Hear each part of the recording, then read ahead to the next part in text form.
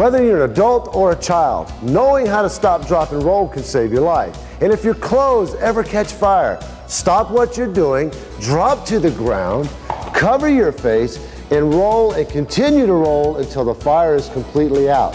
I'm Fireman Jim reminding you that practicing your stop, drop, and roll is a really cool thing to do.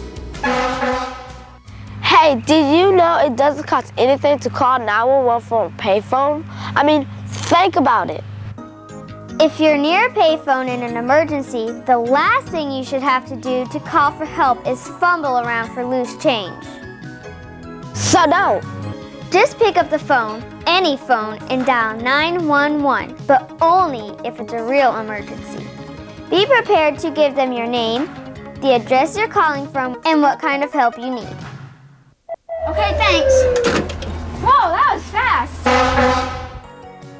One of the best things you can do to protect your family if a fire breaks out at home is to have an exit plan in place so you can get out of the house safely. Every member of the family should participate in making the plan so you're all familiar with it if there's a fire. Make sure everyone knows how to open the windows and doors, especially in the dark. Before opening the door, use the back of your hand to see if the door is hot. If it is, don't open it because there's probably a fire on the other side. Be extra careful when using windows to get out of the house. Leave the house immediately and don't go back inside for any reason. Be sure there are 2 exits out of every room and have a place for everyone to meet outside.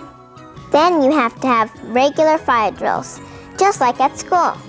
It's a lot of fun, and this way it will be easier to remember the exit plan, especially if a fire happens in the middle of the night. Being smart about fire safety is everyone's business. When it's used properly, fire can be a very useful tool.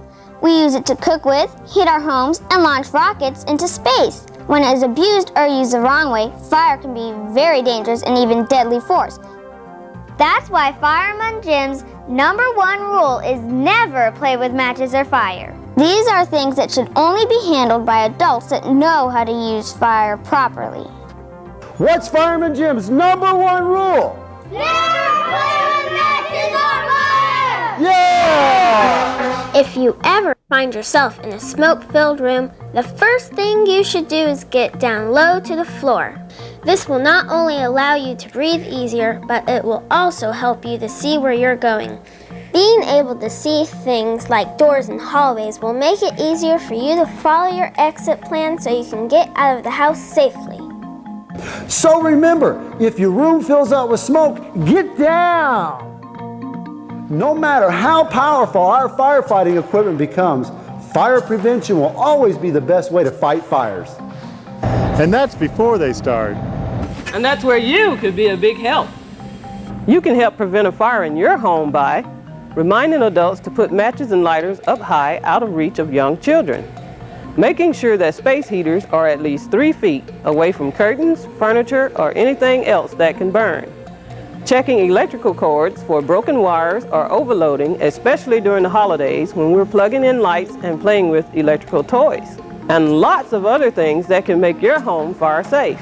You can get more information about fire safety by looking up the National Fire Protection Association's website at www.nfpa.org.